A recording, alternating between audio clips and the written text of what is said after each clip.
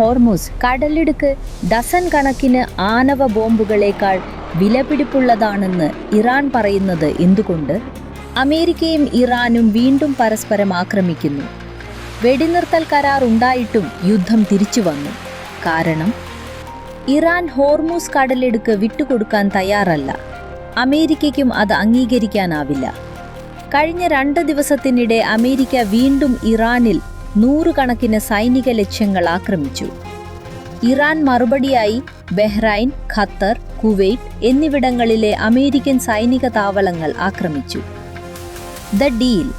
ജൂണിൽ അമേരിക്കയും ഇറാനും ഒരു ധാരണയിലെത്തി. അതിൽ പ്രധാന വ്യവസ്ഥകളിലൊന്ന് ഹോർമുസ് കടലിടുക്കിലൂടെ വ്യാപാര കപ്പലുകൾ സുരക്ഷിതമായി കടന്നുപോകാൻ ഇറാൻ ക്രമീകരണം ചെയ്യണം എന്നതായിരുന്നു. പകരമായി അമേരിക്ക ചില ഉപരോധ ഇളവുകൾ നൽകാനും സമ്മതിച്ചു. എല്ലാം ശാന്തമാകുമെന്ന് തോന്നി. എന്നാൽ ആ ധാരണ അധികനാൾ നിലനിന്നില്ല. What went wrong?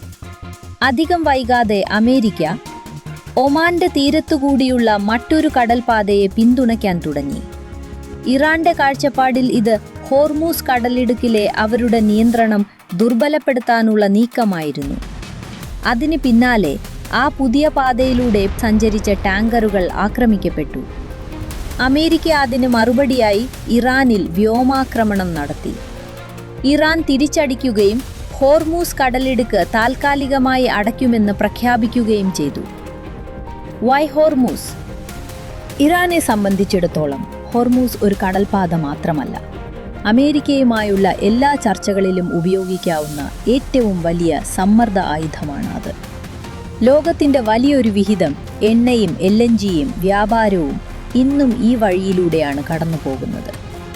അതുകൊണ്ടോ ഹോർമുസ് നിയന്ത്രിക്കുന്ന രാജ്യം ഗൾഫിലെ ശക്തി സമവാക്യത്തെയും സ്വാധീനിക്കും. ഇറാൻ ആ ആധിപത്യം നഷ്ടപ്പെടുത്താൻ തയ്യാറല്ല. അമേരിക്കയ്ക്കും അത് അംഗീകരിക്കാനാവില്ല.